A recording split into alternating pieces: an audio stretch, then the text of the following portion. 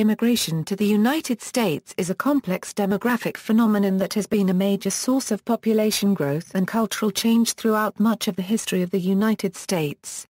The economic, social, and political aspects of immigration have caused controversy regarding ethnicity, economic benefits, jobs for non-immigrants, settlement patterns, impact on upward social mobility, crime, and voting behavior. On a per capita basis, the United States lets in fewer immigrants than half the countries in the OECD.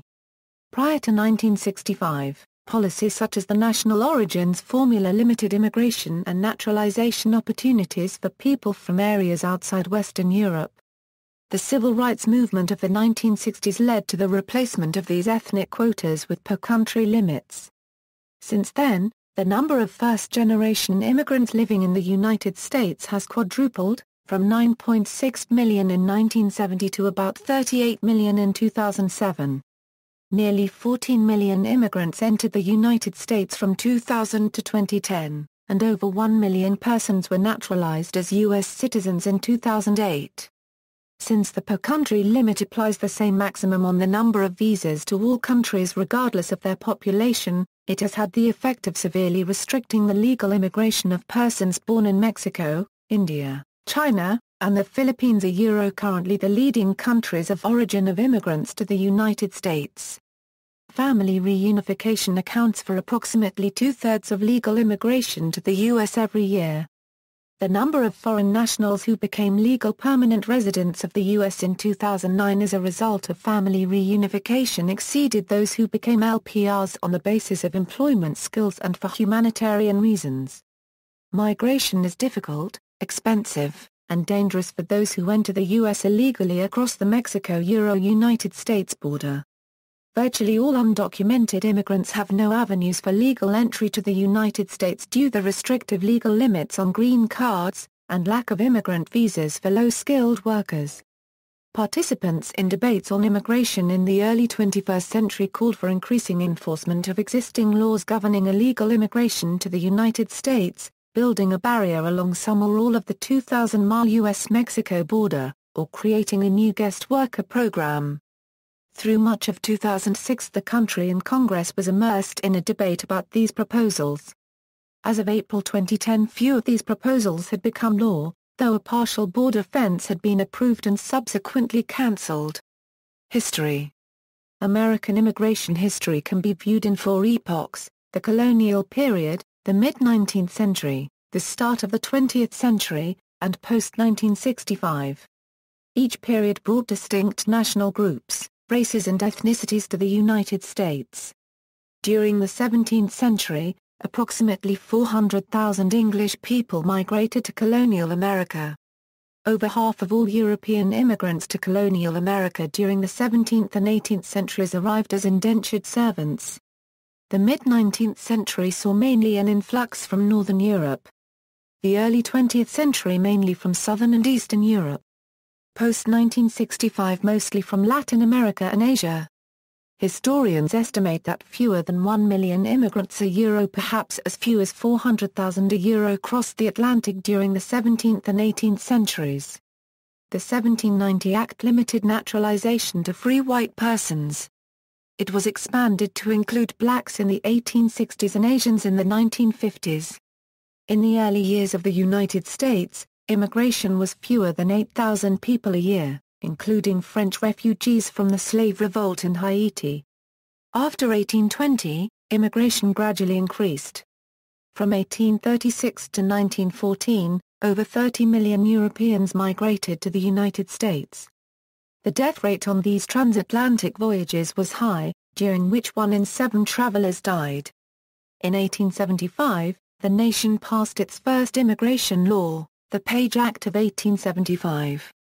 The peak year of European immigration was in 1907, when 1,285,349 persons entered the country.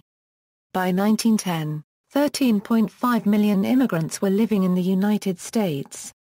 In 1921, the Congress passed the Emergency Quota Act, followed by the Immigration Act of 1924. The 1924 Act was aimed at further restricting the Southern and Eastern Europeans, especially Jews, Italians, and Slavs, who had begun to enter the country in large numbers beginning in the 1890s. Most of the European refugees fleeing the Nazis and World War II were barred from coming to the United States. Immigration patterns of the 1930s were dominated by the Great Depression, which hit the U.S. hard and lasted over 10 years there. In the final prosperous year, 1929, there were 279,678 immigrants recorded, but in 1933, only 23,068 came to the U.S. In the early 1930s, more people emigrated from the United States than to it. The U.S. government sponsored a Mexican repatriation program which was intended to encourage people to voluntarily move to Mexico, but thousands were deported against their will. Altogether about 400,000 Mexicans were repatriated. In the post-war era, the Justice Department launched Operation Wetback, under which 1,075,168 Mexicans were deported in 1954. First, our cities will not be flooded with 1 million immigrants annually. Under the proposed bill, the present level of immigration remains substantially the same. Secondly, the ethnic mix of this country will not be upset. Contrary to the charges in some quarters, the bill will not inundate America with immigrants from any one country or area, or the most populated and deprived nations of Africa and Asia. In the final analysis, the ethnic pattern of immigration under the proposed measure is not expected to change as sharply as the critics seem to think. Ted Kennedy, chief Senate sponsor of the Immigration and Nationality Act of 1965. The Immigration and Nationality Act of 1965, also known as the Hart-Celler Act, abolished the system of national origin quotas. By equalizing immigration policies, the act resulted in new immigration from non-European nations, which changed the ethnic makeup of the United States. While European immigrants accounted for nearly 60% of the total foreign population in 1970, they accounted for only 15% in 2000. Immigration doubled between 1965 and 1970, and again between 1970 and 1990. In 1990, George H. W. Bush signed the Immigration Act of 1990, which increased legal immigration to the United States by 40%. Appointed by Bill Clinton, the U.S. Commission on Immigration Reform recommended reducing legal immigration from about 800,000 people per year to approximately 550,000. While an influx of new residents from different cultures presents some challenges, the United States has always been energized by its immigrant populations, said President Bill Clinton in 1998. America has constantly drawn strength and spirit from wave after wave of immigrants. They have proved to be the most restless, the most adventurous, the most innovative, the most industrious of people. An analysis of census data found that nearly 8 million immigrants entered the United States from 2000 to 2005, more than in any other five-year period in the nation's history. 3.7 million of them entered without papers. Since 1986, Congress has passed 7 amnesties for undocumented immigrants. In 1986, President Ronald Reagan signed immigration reform that gave amnesty to 3 million undocumented immigrants in the country. Hispanic immigrants were among the first victims of the late 2000s recession, but since the recession's end in June 2009, immigrants posted a net gain of 656,000 jobs. Over 1 million immigrants were granted legal residence in 2011. Persons obtaining legal permanent resident status fiscal years, source, U.S. Department of Homeland Security, persons obtaining legal permanent resident status, fiscal years 1820 to 2013, contemporary immigration, until the 1930s most legal immigrants were male.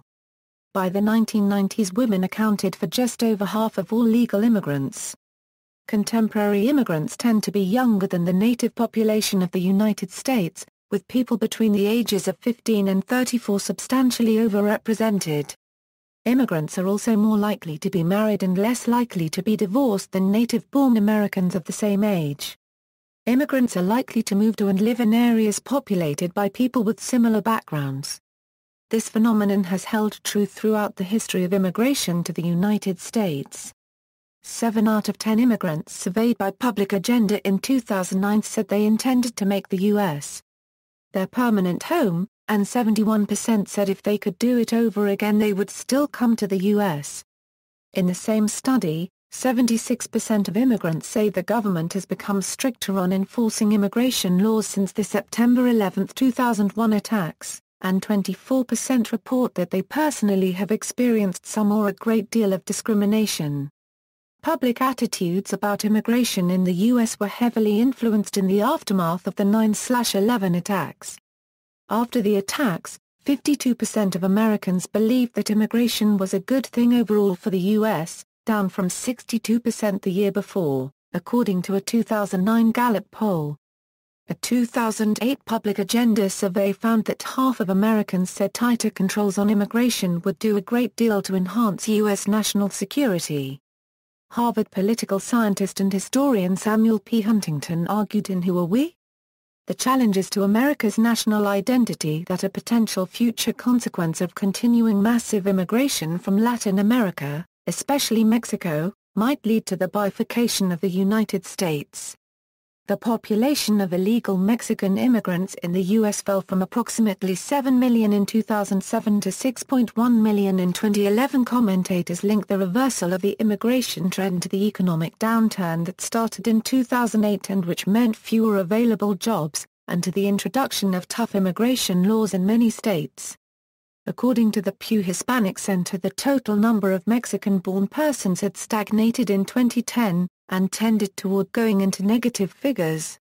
More than 80 cities in the United States, including Washington, D.C., New York City, Los Angeles, Chicago, San Francisco, San Diego, San Jose, Salt Lake City, Phoenix, Dallas, Fort Worth, Houston, Detroit, Jersey City, Minneapolis, Miami, Denver, Baltimore, Seattle, Portland, Oregon and Portland, Maine, have sanctuary policies, which vary locally.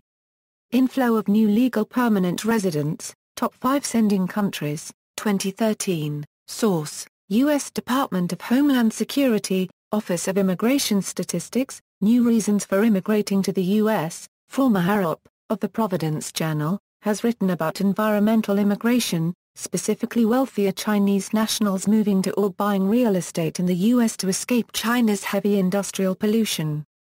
Demography. The United States admitted more legal immigrants from 1991 to 2000, between 10 to 11 million, than in any previous decade.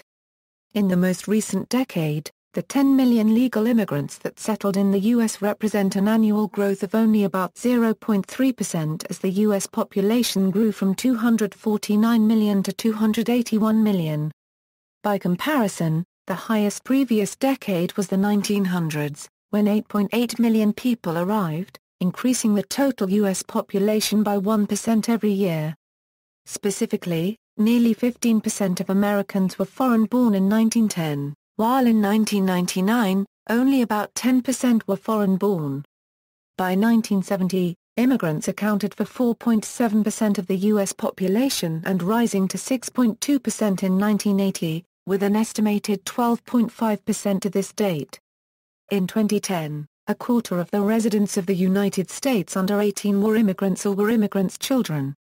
8% of all babies born in the U.S. in 2008 belonged to illegal immigrant parents, according to a recent analysis of U.S. Census Bureau data by the Pew Hispanic Center.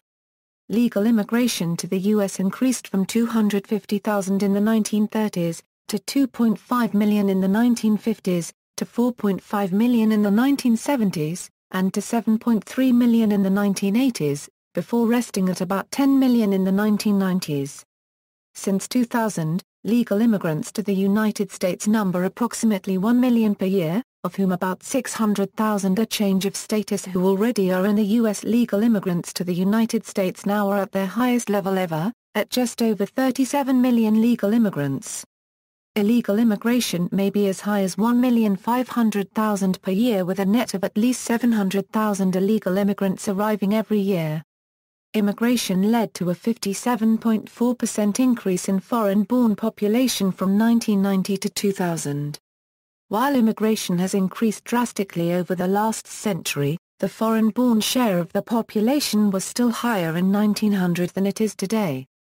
A number of factors may be attributed to the decrease in the representation of foreign-born residents in the United States. Most significant has been the change in the composition of immigrants. Prior to 1890, 82% of immigrants came from North and Western Europe. From 1891 to 1920, that number dropped to 25%, with a rise in immigrants from East, Central, and South Europe, summing up to 64%. Animosity towards these different and foreign immigrants rose in the United States, resulting in much legislation to limit immigration. Contemporary immigrants settle predominantly in 7 states: California, New York, Florida, Texas, Pennsylvania, New Jersey and Illinois, comprising about 44% of the U.S. population as a whole. The combined total immigrant population of these 7 states was 70% of the total foreign-born population in 2000. If current birth rate and immigration rates were to remain unchanged for another 70 to 80 years, the U.S. population would double to nearly 600 million. The top 12 immigrant countries in 2006 were Mexico, People's Republic of China, Philippines, India, Cuba, Colombia, Dominican Republic, El Salvador, Vietnam, Jamaica, South Korea, and Guatemala. Other countries comprise an additional 606,370. In 1900, when the U.S. population was 76 million, there were an estimated 500,000 Hispanics. The Census Bureau projects that by 2050, 1/4 of the population will be of Hispanic descent. This demographic shift is largely fueled by immigration from Latin America. Origin: foreign-born population of the United States by country of birth in 2011. A number of immigrants since 1986 by country of birth. These data are complementary. The former includes the Census 2010 population of immigrants from that country, and is slanted towards historic immigration, whereas the latter counts immigrants between 1986 and 2012 and is slanted toward recent immigration. A country is included in the table if it exceeded 50,000 in either category. Note: counts of immigrants since 1986 for Russia includes Soviet Union, for Czech Republic includes Czechoslovakia, and for Serbia and Montenegro includes Serbia, Montenegro, and Kosovo for the most recent years. Serbia and Montenegro defined as Yugoslavia in Census 2000 foreign-born statistics. Sudan includes South Sudan. Immigration by state, percentage change in foreign-born population 1990 to 2000, source, U.S. Census 1990 and 2000, effects of immigration, demographics. The Census Bureau estimates the U.S. population will grow from 281 million in 2000 to 397 million in 2050 with immigration, but only to 328 million with no immigration. A new report from the Pew Research Center projects that by 2050, non-Hispanic whites will account for 47% of the population, down from the 2005 figure of 67%. Non-Hispanic whites made up 85% of the population in 1960. It also foresees the Hispanic population rising from 14% in 2005 to 29% by 2050. The Asian population is expected to more than triple by 2050. Overall, the Pew report predicts the population of the United States will rise from 296 million in 2005 to 438 million in 2050, with 82% of the increase from immigrants. In 35 of the country's 50 largest cities, non-Hispanic whites were at the last census or are predicted to be in the minority. In California, non-Hispanic whites slipped from 80% of the state's population in 1970 to 42.3% in 2008. Immigrant segregation declined in the first half of the 20th century, but has been rising over the past few decades.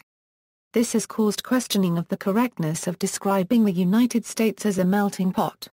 One explanation is that groups with lower socioeconomic status concentrate in more densely populated areas that have access to public transit, while groups with higher socioeconomic status move to suburban areas. Another is that some recent immigrant groups are more culturally and linguistically different from earlier groups and prefer to live together due to factors such as communication costs. Another explanation for increased segregation is white flight. place of birth for the foreign-born population in the United States, source, 1990 and 2000 Decennial Census and 2010 American Community Survey, Economic. In a late 1980s study, economists overwhelmingly viewed immigration, including illegal immigration, as a positive for the economy. According to James Smith, a senior economist at Santa Monica-based Rand Corporation and lead author of the United States National Research Council's study The New Americans, Economic, Demographic, and Fiscal Effects of Immigration, immigrants contribute as much as $10 billion to the U.S. economy each year. The NRC report found that although immigrants, especially those from Latin America, caused a net loss in terms of taxes paid versus social services received, immigration can provide an overall gain to the domestic economy due to an increase in pay for higher skilled workers, lower prices for goods and services produced by immigrant labor, and more efficiency and lower wages for some owners of capital. The report also notes that although immigrant workers compete with domestic workers for low-skilled jobs, some immigrants specialize in activities that otherwise would not exist in an area, and thus can be beneficial for all domestic residents. A nonpartisan report in 2007 from the Congressional Budget Office concluded that most estimates show that illegal immigrants impose a net cost to state and local governments, but OIF thought no agreement exists as to the size of, or even the best way of measuring, the cost on a national level. Estimates of the net national cost that illegal immigrants impose on the United States vary greatly, with the Urban Institute saying it was $1.9 billion in 1992, and a Rice University professor putting it at $19.3 billion in 1993. About 21 million immigrants, or about 15% of the labor force, hold jobs in the United States.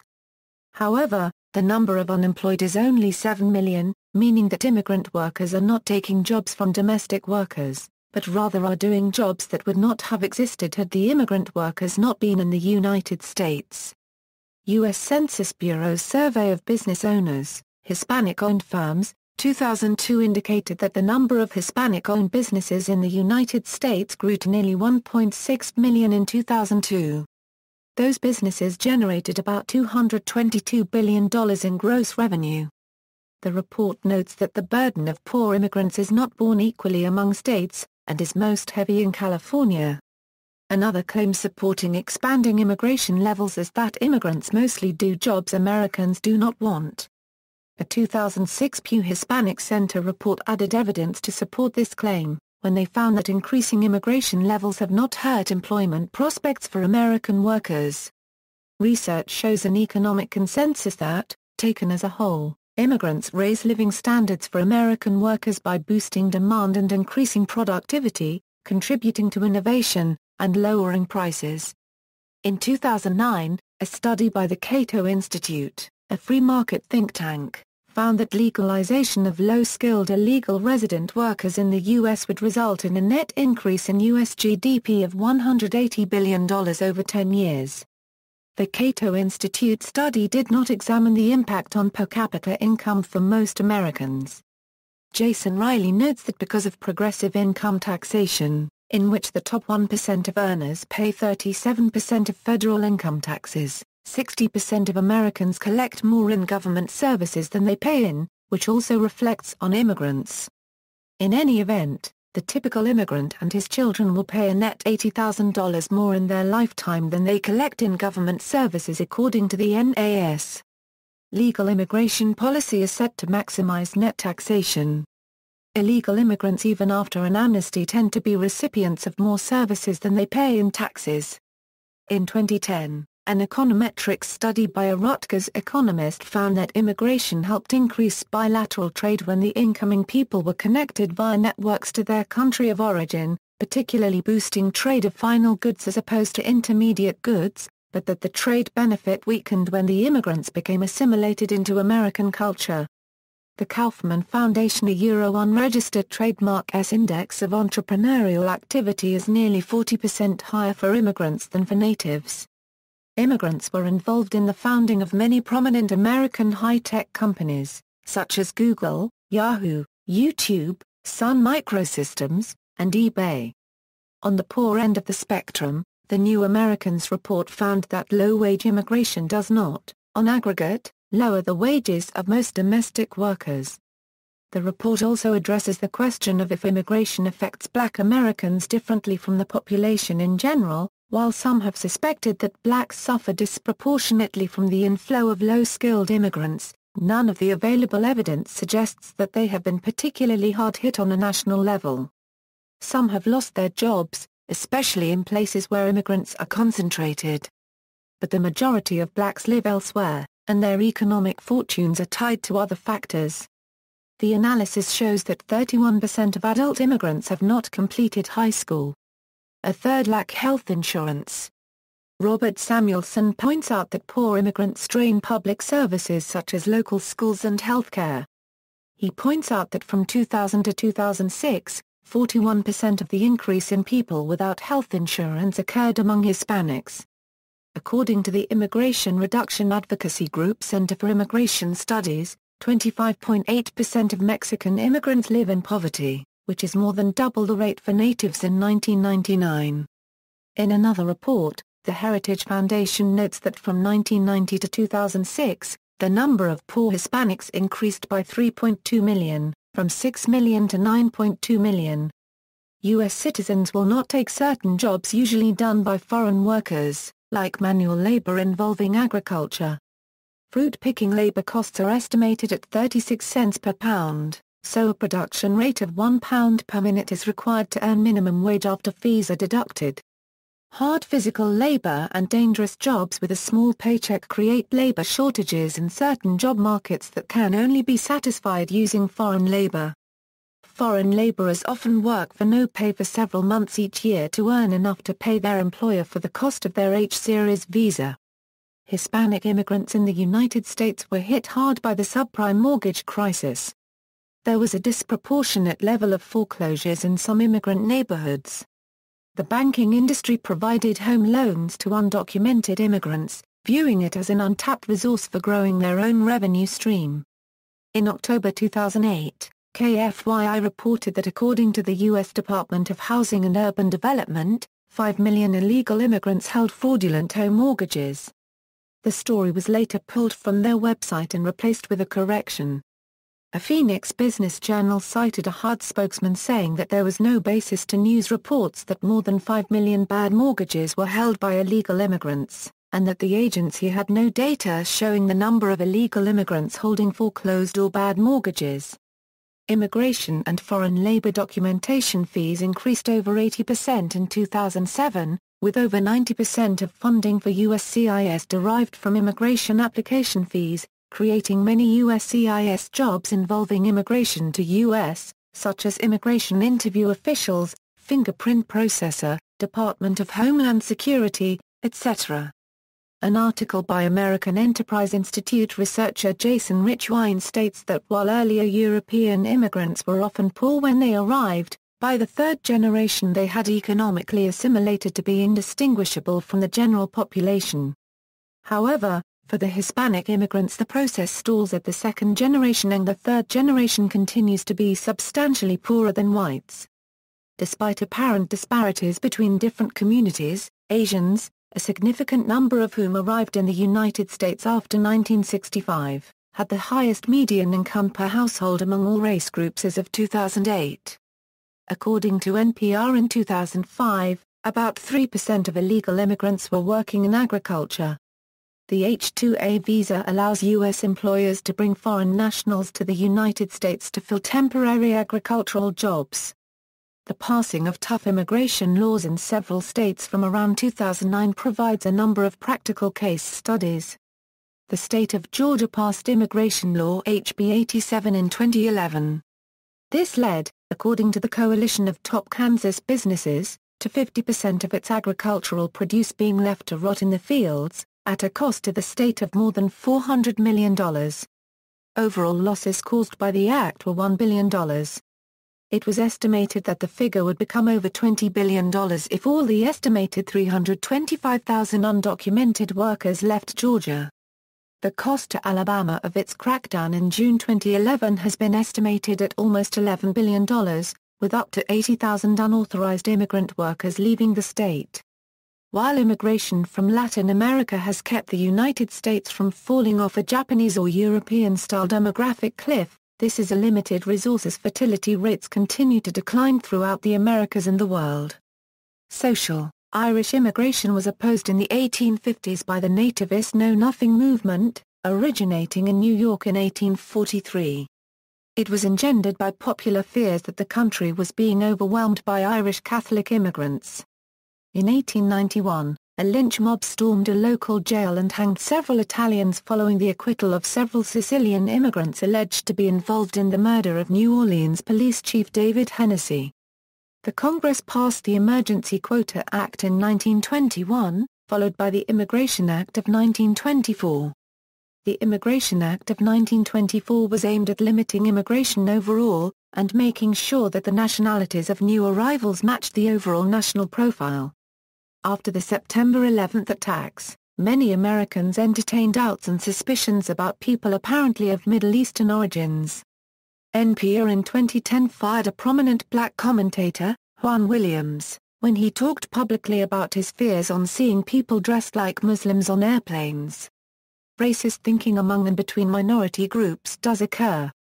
Examples of this are conflicts between blacks and Korean immigrants, notably in the 1992 Los Angeles riots, and between African Americans and non-white Latino immigrants. There has been a long-running racial tension between African American and Mexican prison gangs, as well as significant riots in California prisons where they have targeted each other, for ethnic reasons. There have been reports of racially motivated attacks against African Americans who have moved into neighborhoods occupied mostly by people of Mexican origin, and vice versa. There has also been an increase in violence between non-Hispanic Anglo-Americans and Latino immigrants, and between African immigrants and African Americans. A 2007 study on assimilation found that Mexican immigrants are less fluent in English than both non-Mexican Hispanic immigrants and other immigrants. While English fluency increases with time stayed in the United States, although further improvements after the first decade are limited, Mexicans never catch up with non-Mexican Hispanics, who never catch up with non-Hispanics.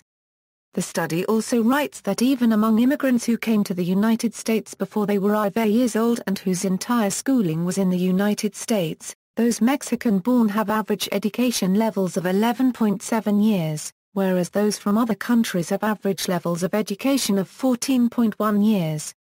Unlike other immigrants, Mexicans have a tendency to live in communities with many other Mexicans, which decreases incentives for assimilation. Correcting for this removes about half the fluency difference between Mexicans and other immigrants. Religious diversity, immigration from South Asia and elsewhere has contributed to enlarging the religious composition of the United States. Islam in the United States is growing mainly due to immigration. Hinduism in the United States, Buddhism in the United States, and Sikhism in the United States are other examples. Since 1992, an estimated 1.7 million Muslims, approximately 1 million Hindus, and approximately 1 million Buddhists have immigrated legally to the United States. Political. A Boston Globe article attributed Barack Obama a unregistered trademark win in the 2008 U.S. presidential election to a marked reduction over the preceding decades in the percentage of whites in the American electorate, attributing this demographic change to the Immigration Act of 1965. The article quoted Simon Rosenberg, president and founder of the New Democrat Network, as having said that the act is the most important piece of legislation that no unregistered trademark has ever heard of, and that it set America on a very different demographic course than the previous 300 years. Immigrants differ on their political views. However, the Democratic Party is considered to be in a far stronger position among immigrants overall. Research shows that religious affiliation can also significantly impact both their social values and voting patterns of immigrants, as well as the broader American population. Hispanic evangelicals, for example, are more strongly conservative than non-Hispanic evangelicals.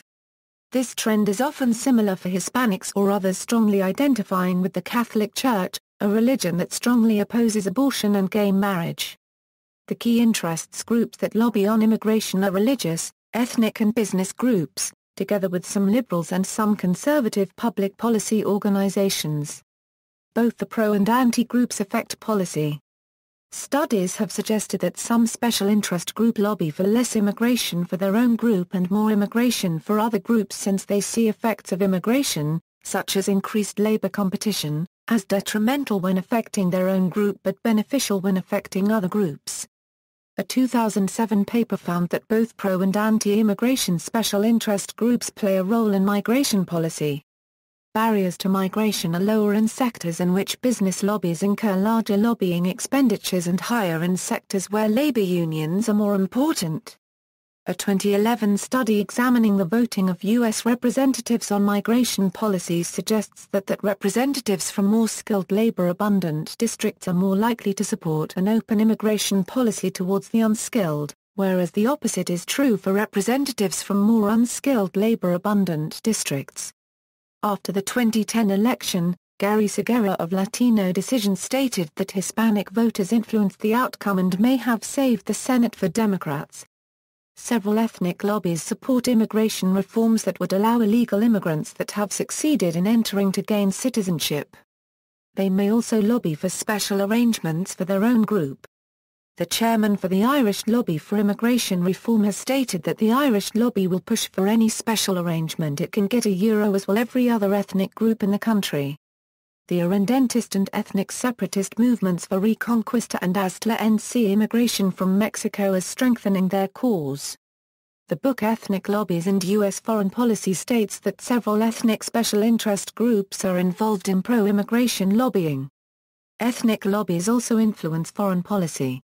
The authors write that increasingly, ethnic tensions surface in electoral races, with House, Senate, and gubernatorial contests serving as proxy battlegrounds for antagonistic ethno-racial groups and communities. In addition, ethnic politics affect party politics as well, as groups compete for relative political power within a party. However, the authors argue that currently ethnic interest groups, in general, do not have too much power in foreign policy and can balance other special interest groups. In a 2012 news story, Reuters reported, strong support from Hispanics, the fastest-growing demographic in the United States, helped tip President Barack Obama's fortunes as he secured a second term in the White House, according to Election Day polling. Lately, there is talk among several Republican leaders, such as Governors Bobby Jindal and Susana Martinez, of taking a new, friendlier approach to immigration. Former U.S. Secretary of Commerce Carlos Gutierrez is promoting the creation of Republicans for Immigration Reform. Health. The issue of the health of immigrants and the associated cost to the public has been largely discussed. The non-emergency use of emergency rooms ostensibly indicates an incapacity to pay, yet some studies allege disproportionately lower access to unpaid health care by immigrants. For this and other reasons, there have been various disputes about how much immigration is costing the United States public health system. University of Maryland economist and Cato Institute scholar Julian Lincoln Simon concluded in 1995 that while immigrants probably pay more into the health system than they take out, this is not the case for elderly immigrants and refugees, who are more dependent on public services for survival. Immigration from areas of high incidences of disease is thought to have fueled the resurgence of tuberculosis, sugars, and hepatitis in areas of low incidence. According to Centers for Disease Control and Prevention, TB cases among foreign-born individuals remain disproportionately high, at nearly 9 times the rate of U.S.-born persons. To reduce the risk of diseases in low-incidence areas, the main countermeasure has been the screening of immigrants on arrival. HIV/AIDS entered the United States in around 1969, likely through a single infected immigrant from Haiti. Conversely, many new HIV infections in Mexico can be traced back to the United States.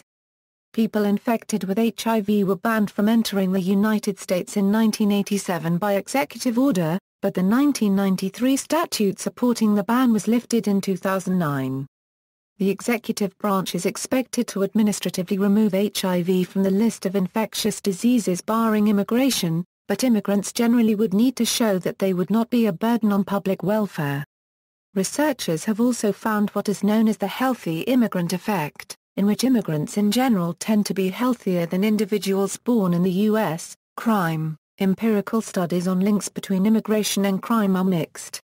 According to the Bureau of Justice Statistics in 2001, 4% of Hispanic males in their 20s and 30s were in prison or jail, compared to 1.8% of non-Hispanic white males. Hispanic men are almost 4 times as likely to go to prison at some point in their lives than non-Hispanic white males, although less likely than non-Hispanic African American males. Other writers have suggested that immigrants are underrepresented in criminal statistics. In his 1999 book Crime and Immigrant Youth, sociologist Tony Waters argued that immigrants themselves are less likely to be arrested and incarcerated. He also argued, however, that the children of some immigrant groups are more likely to be arrested and incarcerated. This is a byproduct of the strains that emerge between immigrant parents living in poor, inner-city neighborhoods. This occurs particularly in immigrant groups with many children as they begin to form particularly strong peer subcultures. 13. A 1999 paper by John Haugen and Alberto Palani estimated that the involvement in crime by Hispanic immigrants is less than that of other citizens. A 2006 op-ed in the New York Times by Harvard University professor in sociology Robert J. Sampson says that immigration of Hispanics may in fact be associated with decreased crime. A 2006 article by Migration Policy Institute cited data from the 2000 U.S. Census as evidence for that foreign-born men had lower incarceration rates than native-born men.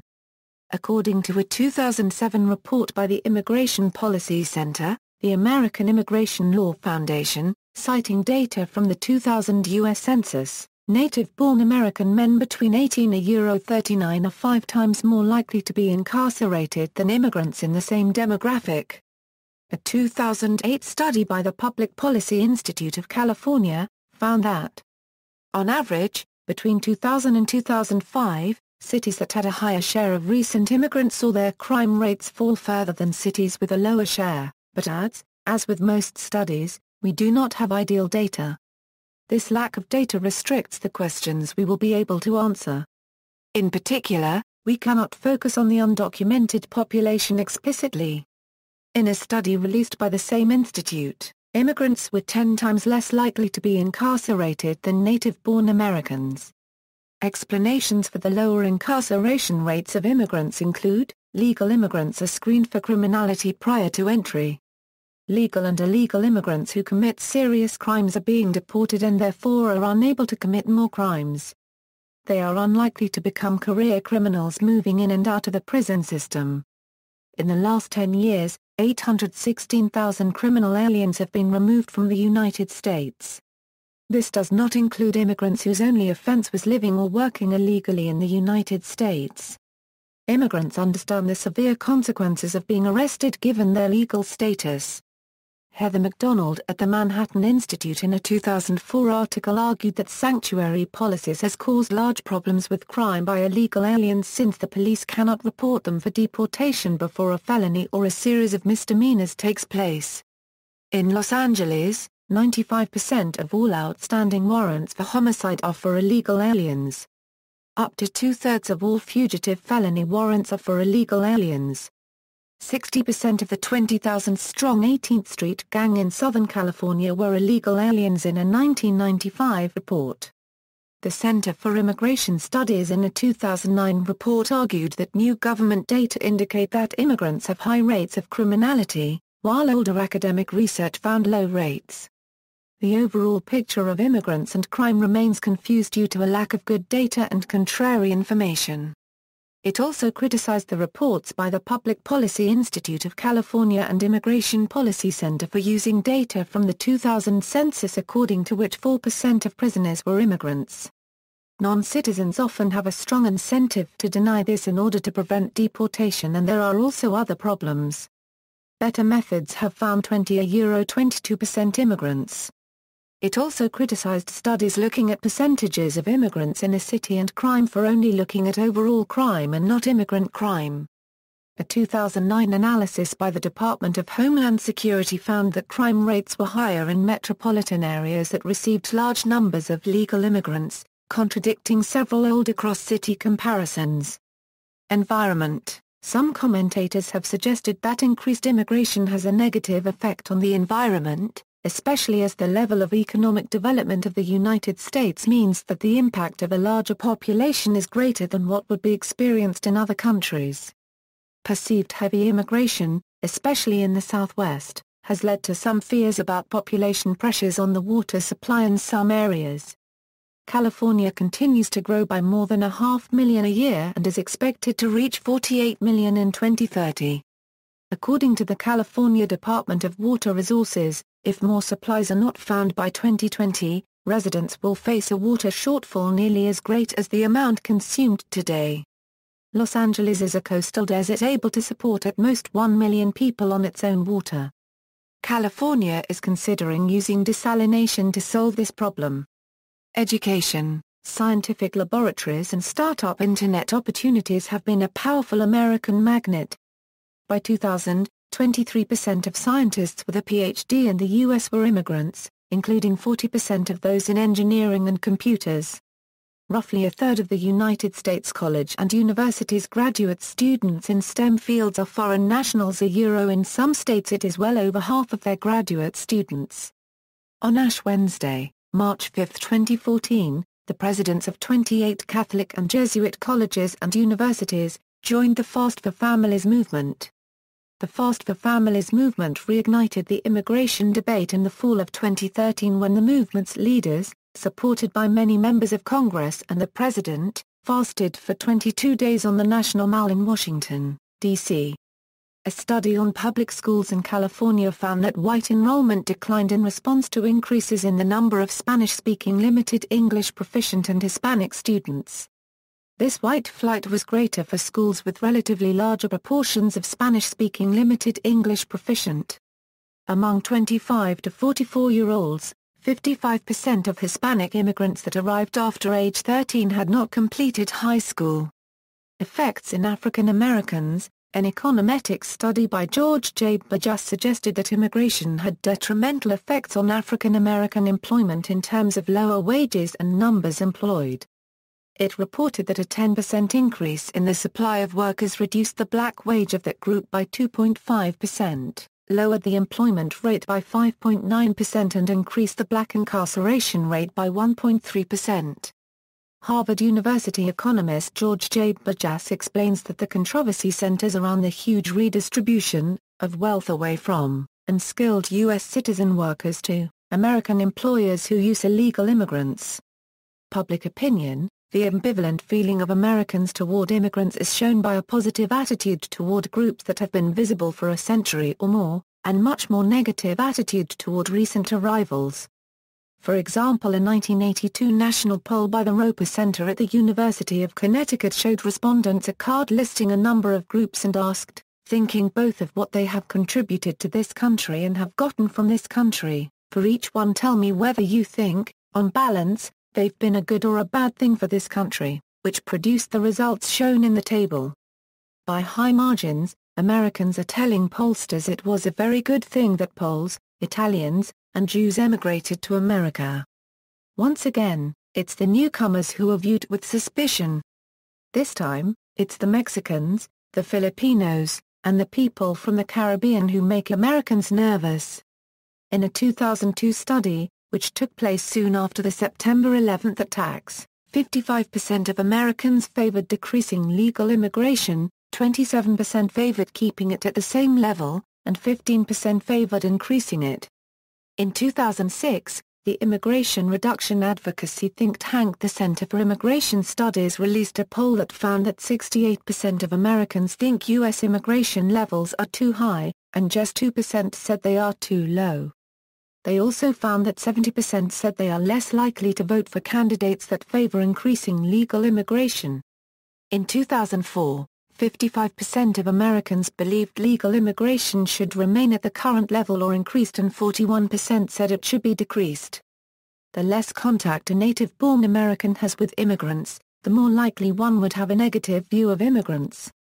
One of the most important factors regarding public opinion about immigration is the level of unemployment.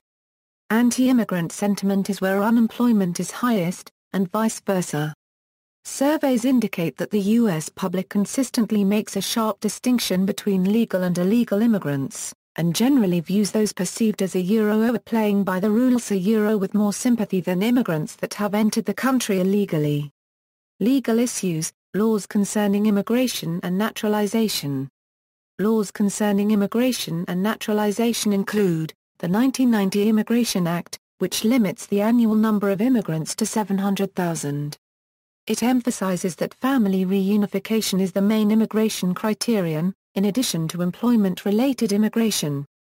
The Anti-Terrorism and Effective Death Penalty Act, the Illegal Immigration Reform and Immigrant Responsibility Act, AEDPA and IRARA exemplify many categories of criminal activity for which immigrants, including green card holders, can be deported and have imposed mandatory detention for certain types of cases.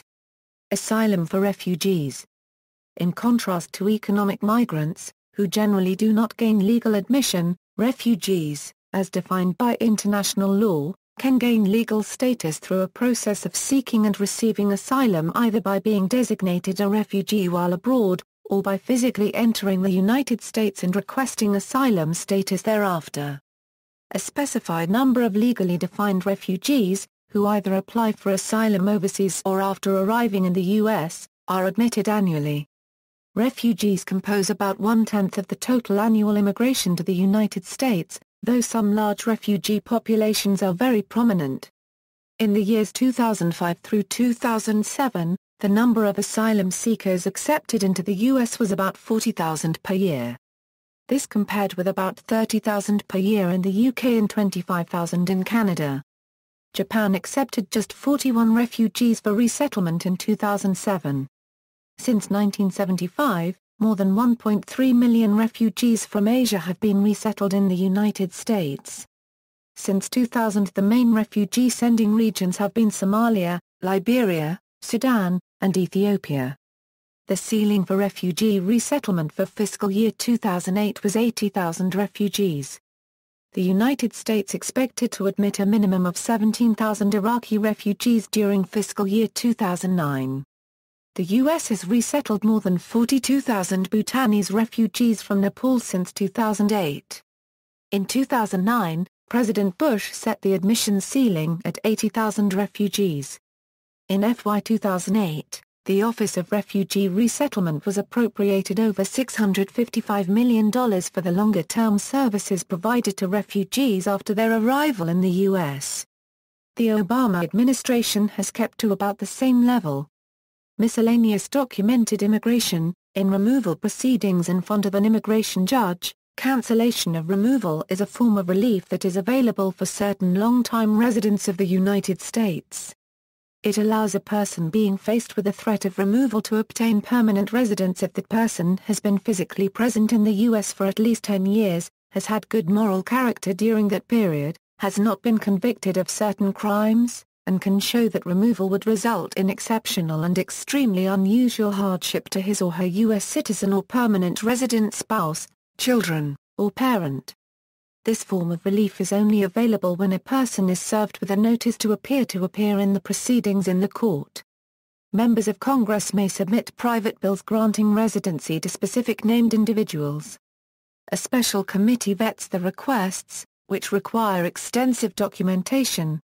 The Central Intelligence Agency has the statutory authority to admit up to 100 people a year outside of normal immigration procedures, and to provide for their settlement and support. The program is called PL 110, named after the legislation that created the agency, Public Law 110, the Central Intelligence Agency Act. Illegal immigration. The illegal immigrant population of the United States is estimated to be between 7 and 20 million. The majority of the illegal immigrants are from Mexico.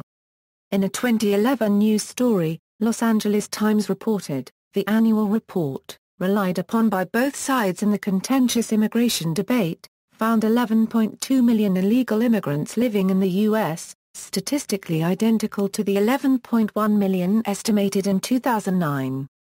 The report also found that illegal immigrants in 2010 were parents of 5.5 million children, 4.5 million of whom were born in the U.S. and are citizens.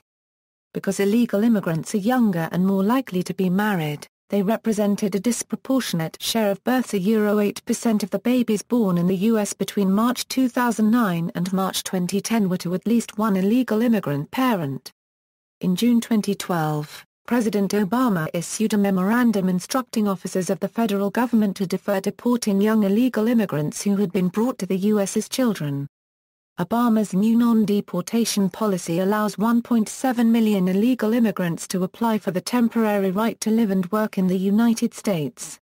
The memorandum is the move by the Obama administration to use its executive powers to revise immigration procedures without changing the law.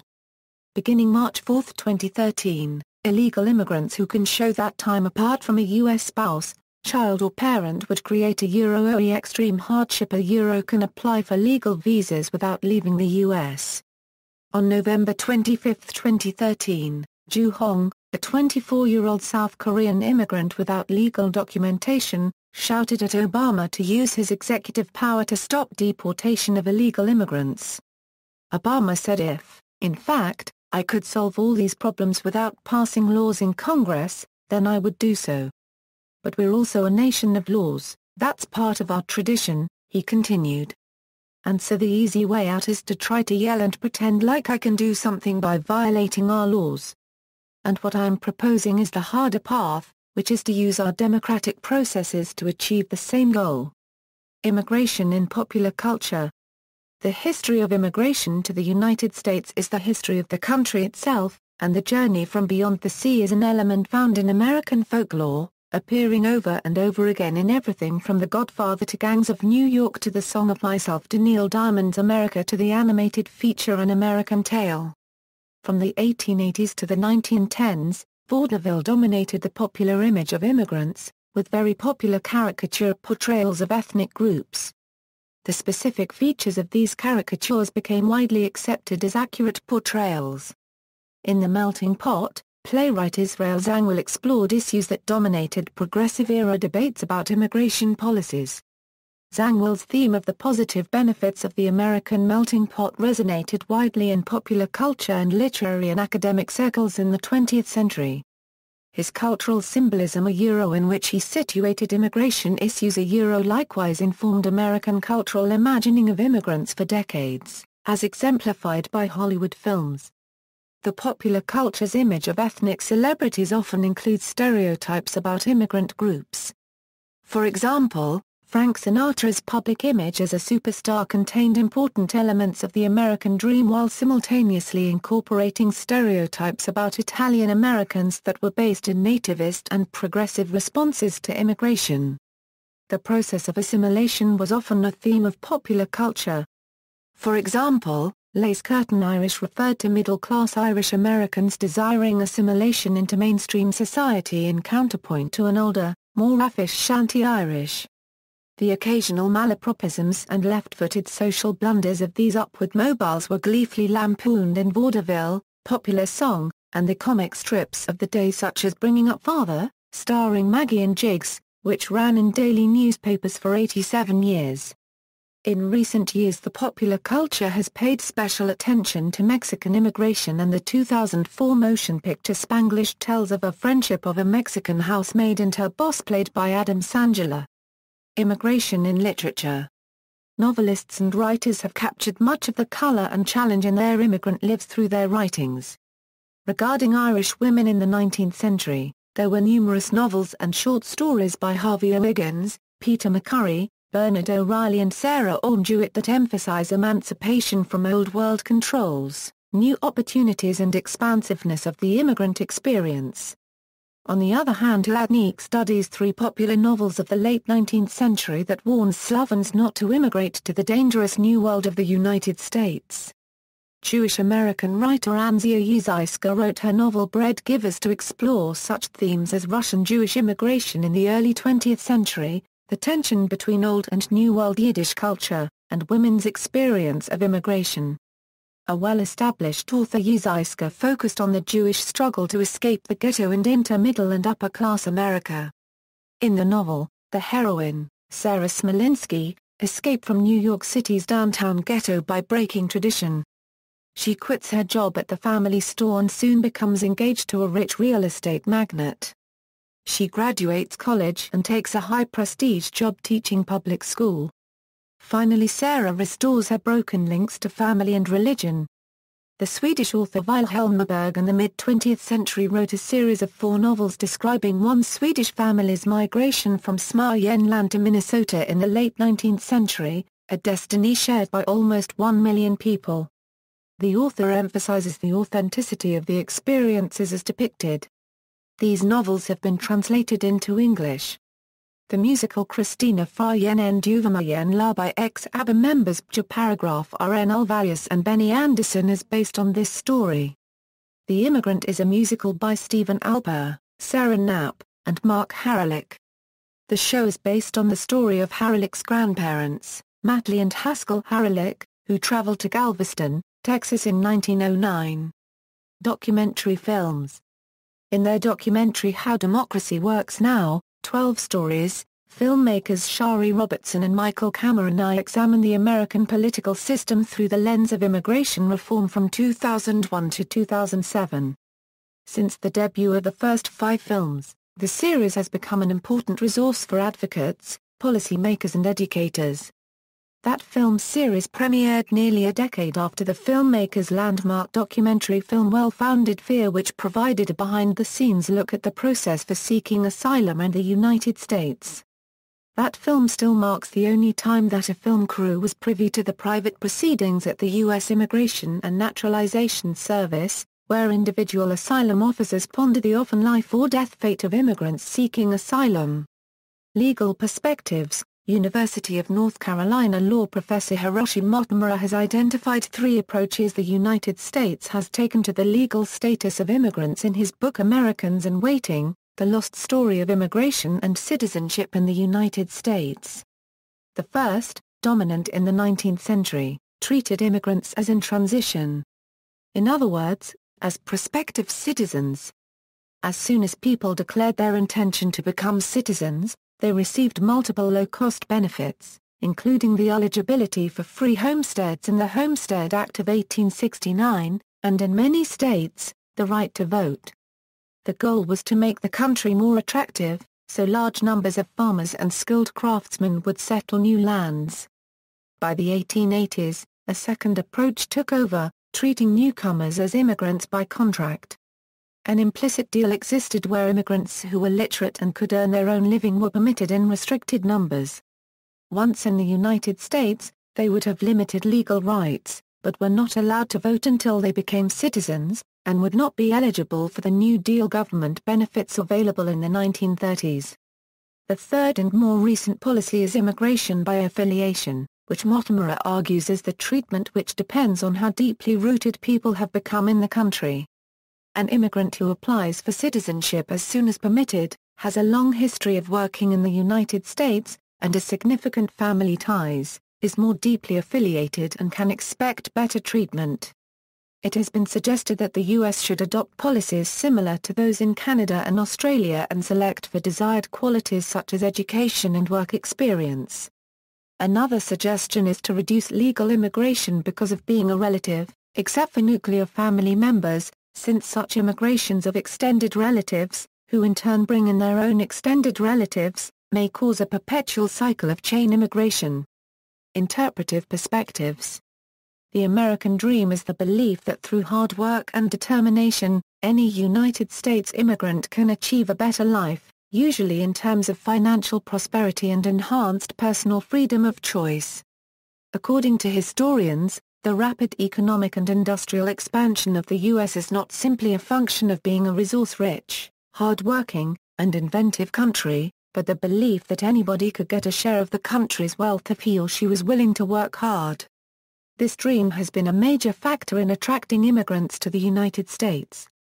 See also, Adoption in the United States, Demographics of the United States, Immigration from the United States, European colonization of the Americas, History of laws concerning immigration and naturalization in the United States, How Democracy Works Now, 12 Stories, Illegal Immigration to the United States, Inequality within Immigrant Families, Political Demography, United States Immigration Statistics, United States Visas, Footnotes. Further reading, Surveys, Archdeacon, Thomas J. Becoming American, An Ethnic History, Bankston, Carl L. III and Danielle Antoinette Hidalgo, eds. Immigration in U.S. History Salem Press, Bodner, John. The Transplanted, A History of Immigrants in Urban America Indiana University Press, Daniels, Roger. Asian America, Chinese and Japanese in the United States since 1850 University of Washington Press, Daniels, Roger. Coming to America 2nd ed. Daniels, Roger. Guarding the Golden Era American Immigration Policy and Immigrants since 1882, Dinah, Hazier. The Jews of the United States, 1654-2000, Gerber, David A. American Immigration, A Very Short Introduction Excerpt and Text Search, Gchard, John, ed. Major Problems in American Immigration and Ethnic History Primary Sources and Excerpts from Scholars. Glazer, Michael, ed. The Encyclopedia of the Irish in America, articles by over 200 experts, covering both Catholics and Protestants. Sowell, Thomas. Ethnic America, A History, by a conservative economist, Thernstrom, Stephen, ed. Harvard Encyclopedia of American Ethnic Groups, The Standard Reference, covering all major groups and most minor groups, before 1920, Alexander, June Grenadier. Daily Life in Immigrant America, 1870–1920, How the Second Great Wave of Immigrants Made Their Way in America, Berthoff, Roland Tappan. British Immigrants in Industrial America, 1790–1950. Briggs, John. An Italian Passage, Immigrants to Three American Cities, 1890–1930 Yale University Press, Dinah, Hazier. Hungering for America, Italian, Irish, and Jewish Foodways in the Age of Migration, Eltis, David. Coerced and Free Migration, Global Perspectives Emphasis on Migration to Americas Before 1800, Green, Victor R. A. Singing Ambivalence, American Immigrants Between Old World and New, 1830–1930, Coving Musical Traditions, Isaac Aronovich Auerwich. Immigration and Labor, The Economic Aspects of European Immigration to the United States Full text online, Joseph, Samuel. Jewish Immigration to the United States from 1881 to 1910 Columbia University Press, Kulikoff, Alon. From British Peasants to Colonial American Farmers, Details on Colonial Immigration, Manor, Timothy J. The Columbia Guide to Irish American History. Miller, Kirby M. Emigrants and Exiles, Influential Scholarly Interpretation of Irish Immigration, Motomura, Hiroshi. Americans in Waiting, The Lost Story of Immigration and Citizenship in the United States, Legal History, Pochman, Henry A. and Arthur R. Schultz. German Culture in America, 1600–1900, Philosophical and Literary Influences, Waters, Tony. Crime and Immigrant Youth Age Publications, A Sociological Analysis. U.S. Immigration Commission, Abstracts of Reports, 2 vols. The full 42-volume report is summarized in Jeremiah W. Jenks and W. Jet Lork, The Immigrant Problem, Whitk, Cal. We Who Built America, The Saga of the Immigrant, covers all major groups, Jans McLaughlin, Virginia ed. Immigration Reconsidered, History, Sociology, and Politics Oxford University Press. Recent, post-1965, Beasley, Vanessa B. ed. Who Belongs in America? Presidents, Rhetoric, and Immigration, Bojan, Elizabeth. Immigration in New York, Bombs, Michael and Andrew Geddes. Immigration and Welfare, Challenging the Borders of the Welfare State, Bajas, George J. ed. Issues in the Economics of Immigration 9 Statistical Essays by Scholars. Bajas, George. Friends or Strangers, Bajas, George J. Welfare Reform and Immigrant Participation in Welfare Programs International Migration Review 2002 36, 4, 1093 ISSN 0197-9183. finds very steep decline of immigrant welfare participation in California. Briggs, Vernon M., Junior Immigration Policy and the American Labor Force, Johns Hopkins University Press, 1984.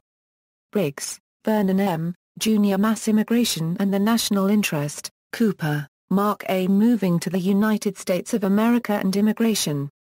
2008 ISBN 741446251, Fawcett, James T., and Benjamin V. Carino. Pacific Bridges, The New Immigration from Asia and the Pacific Islands. New York, Center for Migration Studies, 1987. Fner, Nancy. In a New Land, A Comparative View of Immigration, Levinson, David and Melvin Ember, eds. American Immigrant Cultures 2 vol covers all major and minor groups, Lowe, Lisa. Immigrant Acts, on Asian American Cultural Politics, Meyer, Matt S. and Gutierrez, Margot, eds. The Mexican-American Experience in Encyclopedia, Moll, Raymond A. Latinization in the Heart of Dixie, Hispanics in Late 20th Century Alabama Review 2002 55, 4, 243 274.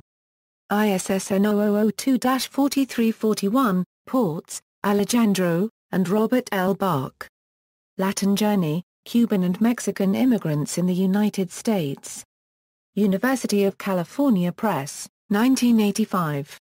Ports, Alejandro, and Josbo Roach. Contemporary Immigration, Theoretical Perspectives on its Determinants and Modes of Incorporation. International Migration Review 23, 606 €30. Ports, Alejandro, and Ruben Rumbaut.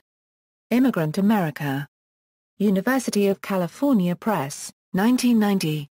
Ramers, David. Still the Golden Door, The Third World Comes to America, Columbia University Press.